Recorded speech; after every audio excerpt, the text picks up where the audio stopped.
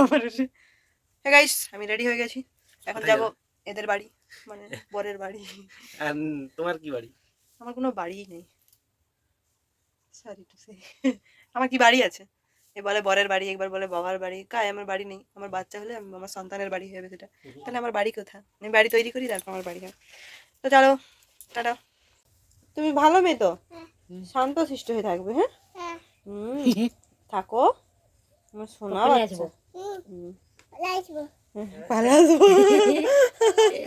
আচ্ছা, আগে পিছু পিছু পিছুকে বলো।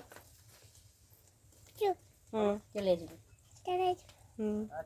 বৌদি আসি গো। তুমি দেওনি, তোমাকে রান্না করতে হবে। হ্যাঁ,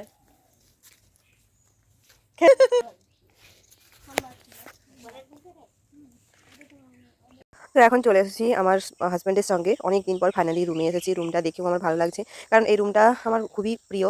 ওইখানে আমার পড়াশোনা, আমার সমস্ত কিছু স্মৃতি, আমার হাজব্যান্ডের সঙ্গে সমস্ত কিছু পড়ে থাকি। আর আমি যতটা পারি রুমটাকে গুছিয়ে রাখার চেষ্টা করি।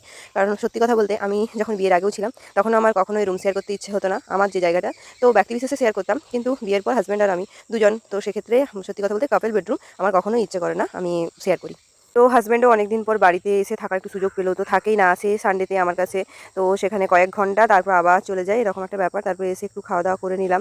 চাউমিন ছিল, তো চাউমিনটা খেলাম। তারপর অনেক কিছু জিনিস কাচাচ্ছিল, যেগুলো অনেকগুলো পড়েছিল, পড়ে পড়ে নষ্ট হচ্ছিল, তো সেটাই আমি জাকিয়ে দিয়েছিলাম। তো আমার হাজব্যান্ড সত্যি কথা বলতে আমার প্রেগনেন্সি পিরিয়ডে আমাকে কিছুই করতে দেয় না।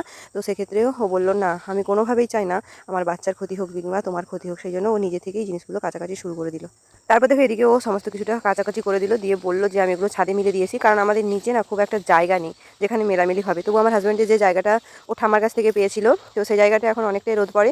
তো সেই জায়গাটার নিচে জায়গাটা মেলা যাবে, কিন্তু সেখানে মিলবো না, ছাদেই মিলবো। কারণ ছাদে অনেকক্ষণ রোদ থাকে, আর ছাদে যেহেতু একটু বসবো, তো সেক্ষেত্রে অনেকদিন পর বসার সুযোগ পেয়েছি। কারণ আমরা প্রত্যেক শীতকালে আমি আর আমার হাজব্যান্ড দুজনে খাওয়া দাওয়ার পর ছাদে বসতাম, কিংবা খেতামও শুধু আমরা ছাদে। তো সেক্ষেত্রে অনেক অনেক ভালো লাগতো। তো কিছু করার নেই, এবছর তো সেটা হচ্ছে না। এর পরের বছর আমি আমার বেটুকে নিয়ে একদম ছাদে খাবো। তো তারপর ছাদে এসে ওই জিনিসগুলো মেলামেলি করছে। আর কারণ আমার হাজব্যান্ড ছাদটাকে আগে অনেক অনেক পরিষ্কার করে রাখতো, এখন দেখছি পরিষ্কার আছে। আর তারপর দেখছি যে আমার মানি প্ল্যান্ট গাছটা কত বড় হয়ে গেছে, কিন্তু মানি প্ল্যান্ট গাছটা নোংরা হয়েছিল। তো সেইগুলোই কিছু কিছু আমি একটু নোংরাগুলো পরিষ্কার করছিলাম, আর ও ওদিকে জামা প্যান্টগুলো মিলে দিচ্ছিল। সত্যি কথা বলতে হাজব্যান্ড না থাকলে শ্বশুরবাড়িতে থাকার কোনো মানে কারো ইচ্ছেই থাকে না, বা মনেও হয় না যে বাইরে থাকি এরকম একটা মানে পিরিয়ডে। তো তবুও আমি চেষ্টা করেছিলাম থাকার, কিন্তু তারপর তো বাবা মার কাছে থাকাটা বেস্ট মনে হয়েছে, সেই জন্য আমার হাজবেন্ডে আমাকে রেখে দিয়ে চলে গেছে। ছাদে বসছি। হ্যাঁ, কিছু বলো, কিছু বলো। ছাদে বসে আছি, অনেকদিন পর সোনাটা বাড়ি এসেছে। সোনাটা বাড়ি এসেছে অনেকদিন পর। এই বছর শীতের ফার্স্ট, শীত যায় যায় করছে। প্রত্যেক বছর বসা হতো কম বেশি, রবিবার করে বসা হতো তোমার। আমার তো, আমিও প্রত্যেকদিন বুঝতে পেরেছি মোটামুটি, যেদিন ফুল মানে ঘরে থাকতি সেই দিন। আর এবছর সোনাটাও থাকে না, সোনাটার বউটাও থাকে না।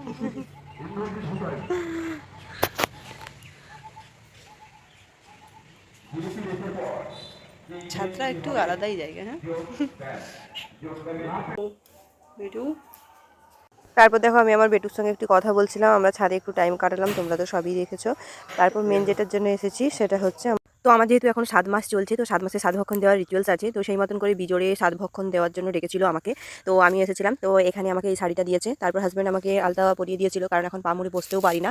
আর ও অনেকটাই আমার কেয়ার করে, যাতে এই সময় যাতে কোনো রকম অসুবিধার সম্মুখীন না হই। তো ও যখনই থাকে আমাকে আলতা পরিয়ে দেয়, এটা একদম সত্যি। তবে এই কথাটা শোনার পর ভিডিওতে অনেকের ভাববে, বা অনেকের মনে হবে যে কেন আমাদের পরিয়ে দিচ্ছে না। মানে এটা ফ্যাক্ট হয়, আমার সঙ্গে যেটা হয়, আমি যদি ভিডিওতে শেয়ার করি বা কোনোভাবে কেউ দেখতে পায়, এটা হয়। তো তারপর দেখো এখানে পুজো দিয়ে এনেছিল আমার শ্বশুরমশাই। তো এখানে 3টা মন্দিরে, তো সেই 3টা মন্দিরের পুজো এনেছিল, তো সেটা দিয়েই আমাকে এখন 7 মাসের সাতভক্ষণ দিচ্ছে আমার শাশুড়ি। আর সঙ্গে এই ফার্স্ট টাইম আমার শ্বশুরমশাই আমাকে আশীর্বাদ করে নিচ্ছে। আমার বিয়ের সময় আশীর্বাদ করেছিল, তারপর নেক্সট এইখানে আমি আশীর্বাদ করে নিচ্ছে। তো সবার আশীর্বাদটাই দরকার, আর আমার হাজব্যান্ডের আশীর্বাদ তো সবসময় থাকে। তো ওনারা ওনাদের মতন আমাকে আশীর্বাদ করে নিল।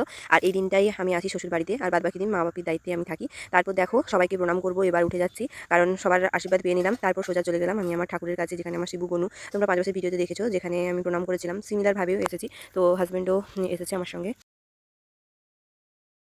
এই একটা দিন যেখানে প্রত্যেকটা মেয়ের স্বপ্ন থাকে যে তার সাধভক্ষণ হবে আর সবাই আশীর্বাদ করবে। সাধভক্ষণের থেকেও বড় কথা সবার আশীর্বাদের প্রয়োজন।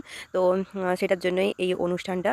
তো তারপর দেখো আমি প্রণাম করে নিলাম সমস্ত ঠাকুরকে প্রণাম করার পর আমি চলে এলাম। আমি সর্বপ্রথম যাকে মানি সেটা হচ্ছে ভগবানের পরে তা হচ্ছে আমার বাপি মা, তারপর হচ্ছে আমার হাজব্যান্ড। তো আমি আমার হাজব্যান্ডকে প্রণাম করে নিলাম, ওকে বললাম যে তুমি কি আমাকে আশীর্বাদ দিলে, যে ও বলছে আমার আশীর্বাদ তোমার সবসময় সঙ্গে আছে।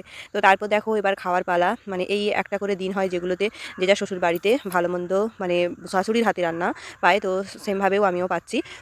আর হচ্ছে কি চলো কী কী রান্না করেছে তো সেগুলোও দেখিয়ে দিচ্ছি। আরেকটা কথা কি বলতো, আমার হাজব্যান্ডের আগে কোনো কিছুই নয়, তাই সেই জন্য আমাকে ভালোবাসতে হলে আগে আমার হাজব্যান্ডকে ভালোবাসতে হবে এবং হাজব্যান্ডকে প্রায়োরিটি দিতে হবে। কিছু ভাজা আমি নেইনি, চলো তোমাদেরকে দেখিয়েছি কী কী ভাজা ছিল। ছিল এখানে আলু ভাজা, বেগুন ভাজা, সিম ভাজা, বড়ি ভাজা, আর ছিল পটলের ভাজা, আর এদিকে ছিল মাছের ঝোল, আর আলু পোস্ত, ডাল, চাটনি, আর ছিল রসমালাই, আর পায়েস, পায়েস নয়, ছিল দই আর পাঁপড়, আর এক গোল্লা ছিল। তো দুজনেই খেতে বসেছি, প্রচুর ভালো লাগছে, কারণ এর আগের বারের যে সাধভক্ষণ ছিল তাতে আমার হাজব্যান্ডের সঙ্গে আমি ছিলাম না, তো এটা খুব ভালোই লাগছে। তো খাওয়া দাওয়া কমপ্লিট করলাম, করার পর আমার ওষুধপত্র যা কিছু ছিল হাজব্যান্ড আমাকে দিয়ে দিয়েছিল। তারপর আমি হচ্ছে রান্না করব, তার আগে আমি গিয়েছিলাম একটু বাজারে, আমার হাজব্যান্ড একটু ঘুরতে নিয়ে গেছিলো, কারণ এখন তো ঘুরতেই পাই না সেই জন্য। তারপর রাতে হয়েছিল ব্রোকলি, তো আমি অনেক দিন ধরে আমার হাজব্যান্ডকে নিজের হাতে খাওয়াই না, মানে শ্বশুরবাড়িতে গিয়ে থাকা হয় না, সেই জন্য শ্বশুরবাড়িতে আমার হাজব্যান্ডকে খাওয়ানোই হয় না। সেই জন্য আমি বললাম যে ব্রোকলি হবে সেহেতু ব্রোকলিটা আমি রান্না করব, কারণ ব্রোকলি আমার খুব একটা ভালো লাগে না। ওর ভালো লাগে কি লাগে না কি জানি না, ও বললো যে না অনেকদিন পর তোমার হাতে একটা রান্না পেলাম, খুব ভালো লাগলো। তো ব্রোকলিটা রান্না করছিলাম, এখানে হয়েছিল ভাত, হয়েছিল মাছ, ছিল মাছের মাখা ছিল, আর যেহেতু রাত্রিবেলা আমি রুটি খেয়ে সহ্য করতে পারি না সেই জন্য হয়েছিল ভাত, আর তার জন্য ব্রোকলি রান্না করেছিলাম। ব্রোকলিটা খুব টেস্টি হয়েছিল ও বললো। তারপর ব্রোকলির তরকারি আর মাছের ভাজা দিয়ে আমরা ভাত খেয়ে তারপর বসলাম একটু কম্পিউটারের কাছে, যেহেতু ওর কম্পিউটারটা অনেক দিন চালানো হয় না, আমি থাকি না ও থাকে না সেরকম, আর মাঝে কম্পিউটারটা সারিয়ে এনেছিল 4,500 টাকা দিয়ে। তো বলছে কম্পিউটার মনে হয় আবার নষ্ট হয়ে গিয়েছে, তো সেখানে বসছিলাম একটু, কারণ এই জায়গাটা যেখানে আমরা অনেক আড্ডা মারতাম, অনেক বসতাম, মানে সকাল বিকাল রাত্রি ওখানে বেশিরভাগই বসতাম কম্পিউটার, আর ওনার বাড়িতে থাকলেও আমি কম্পিউটারটা চালাতাম। কিন্তু এখন কি হচ্ছে, আমার প্রেগনেন্সি পিরিয়ডে যেখানে আমি বাপিমার কাছে থাকি, মানে সেখানেই সেফ যেটা বলতে পারো, তো সেই জন্য এখানে কম্পিউটারটাও নষ্ট হয়ে যাচ্ছে, মানে না থাকার জন্য কিছু কিছু জিনিস না সত্যিই, মানে না এই ইলেকট্রিক জিনিস যেগুলো নষ্ট হয়ে যায়। তারপর আমরা খাওয়া দাওয়া কমপ্লিট করে ওইখানে কম্পিউটারও সারাচ্ছিল, আমি ওইখানে একটু বসছিলাম, তারপরে কিছু কথাও বলছিলাম, যে ও বলছিল এখানে নোংরাও হয়ে গেছে অনেক কিছু, তো তারপর ওখানে পরিষ্কার করছিল কম্পিউটারের ওখানটা। তারপর আমরা চলে এলাম ঘুমানোর জন্য।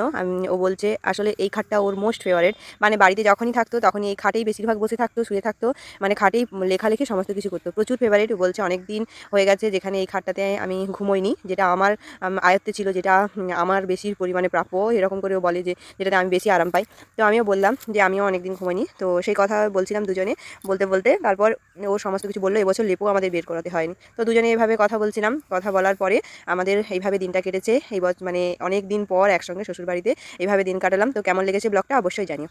তো ওকেই বলছিলাম যে 7 মাস হয়ে গেল আমি এখানে নেই, মাত্র আর কয়েকটা দিনের ব্যবধান যেখানে আমাদের বেবি হয়ে যাবে। তো তোমরাও আমাদেরকে খুব খুব আশীর্বাদ করো যেন আমার বেবি সুস্থ স্বাভাবিক ও আমরা সুস্থ স্বাভাবিকভাবেই সমস্ত জীবনযাপন করতে পারি। তো ব্লগটা কেমন লেগেছে অবশ্যই জানিও। তো এইভাবে আশীর্বাদ করো আমার হাজব্যান্ডকে, আমার সন্তানকে, ওরা যেন সবাই ভালো থাকে। টাটা।